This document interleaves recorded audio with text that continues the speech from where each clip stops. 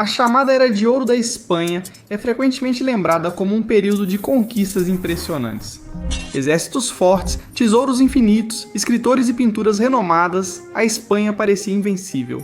Mas por trás da superfície dourada havia um problema. O tesouro que construiu o Império da Espanha também o faria ruir.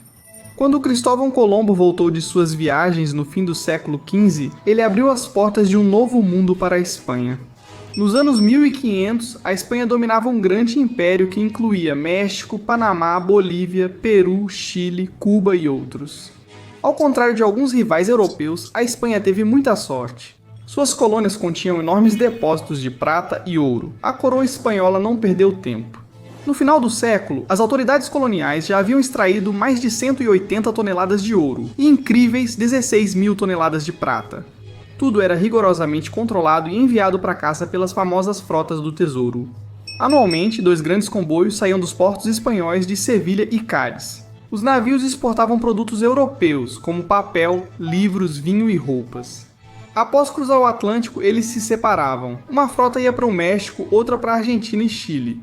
Ao retornarem, seus porões vinham cheios de madeira, açúcar, pimentas, tomates, pedras preciosas, pérolas e principalmente muita prata e ouro.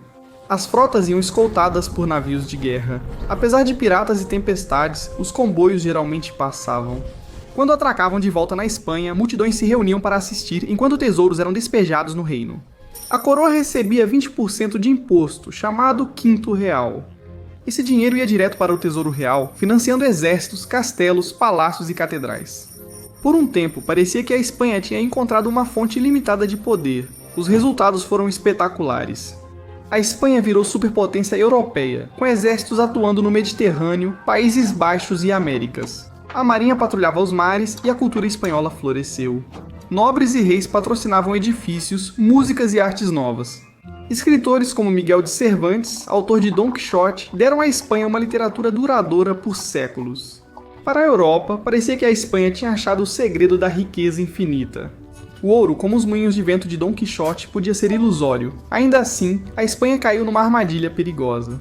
Ela se tornou totalmente dependente do ouro e prata importados. Por que produzir seus próprios bens se pode comprar tudo com tesouros do exterior? Outras nações não erraram assim.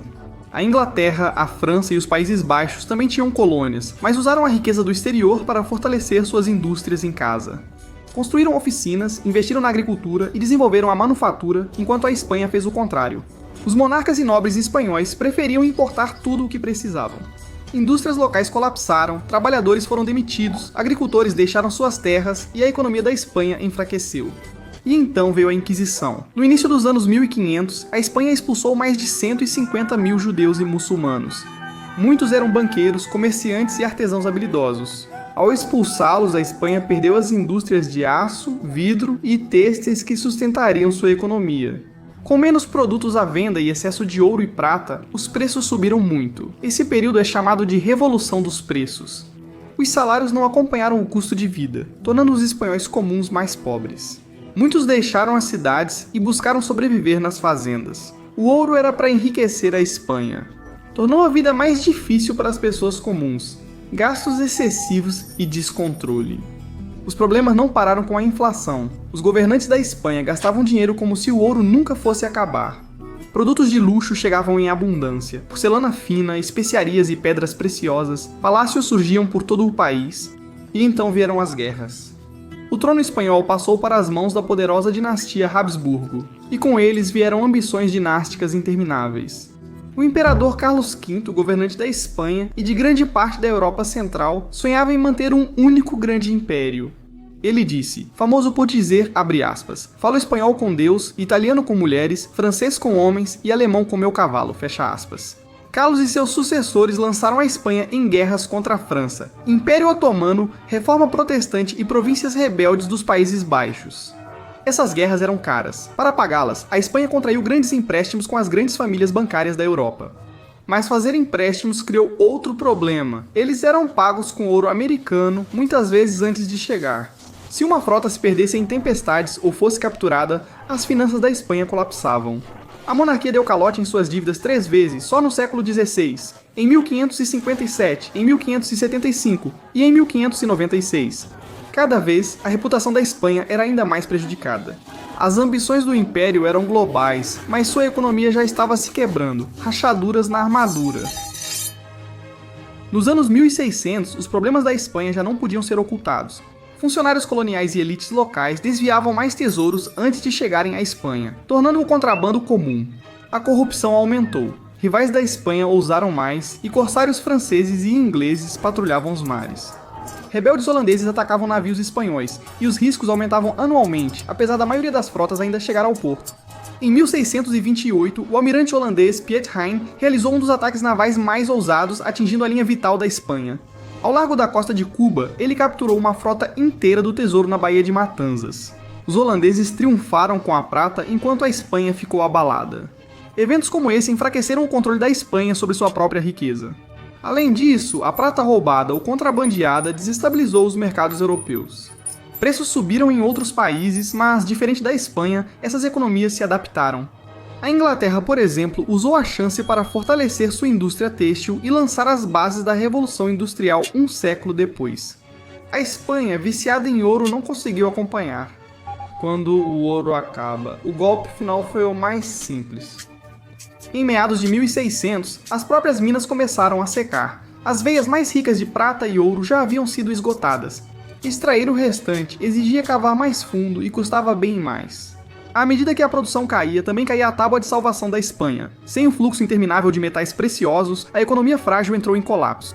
Importações caíram e indústrias locais eram fracas para substituí-las.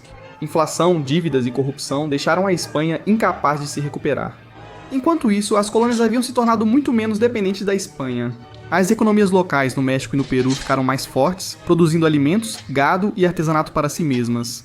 Muitos membros da elite colonial desviavam secretamente prata da Espanha para seus próprios bolsos. Com o tempo, essa autonomia impulsionaria os movimentos de independência que depois tomariam a América Latina. Na Europa, a Espanha perdeu força. Seus exércitos e marinha enfraqueceram. Rivais como a Inglaterra e a França avançaram, tornando-se as novas superpotências do continente. Declínio real. A dinastia Habsburgo, que já governou metade da Europa, colapsou sob o peso do próprio império. Carlos II, último rei Habsburgo da Espanha, era doente e sem filhos. Após sua morte em 1700, o trono espanhol foi para a dinastia Bourbon da França, cujos governantes se chocaram com o que encontraram. A Espanha tinha dívidas, indústrias destruídas e colônias inquietas. O outrora poderoso império agora era apenas uma sombra do que já foi. A ironia não poderia ser maior. O ouro que havia construído o poder mundial da Espanha também a destruiu. Você colhe o que planta. A história da Espanha mostra que depender só de tesouros para enriquecer é arriscado. A Espanha despejou seu ouro americano em guerras, luxos e importações sem fim, enquanto negligenciava a agricultura, a indústria e seu povo. Com o fim do ouro, a Espanha perdeu seu futuro, enquanto outros países aprenderam o contrário. Inglaterra, França e Países Baixos investiram a riqueza colonial em indústrias que poderiam durar. Eles enfrentaram a inflação, mas se adaptaram. Nos séculos seguintes, dominariam o comércio e a indústria global. A Era de Ouro da Espanha acabou de forma irônica. O que parecia uma grande bênção, um tesouro do outro lado do mar, virou uma maldição. A Espanha colheu o que plantou, provando que às vezes ouro demais pode ser o tesouro mais perigoso de todos.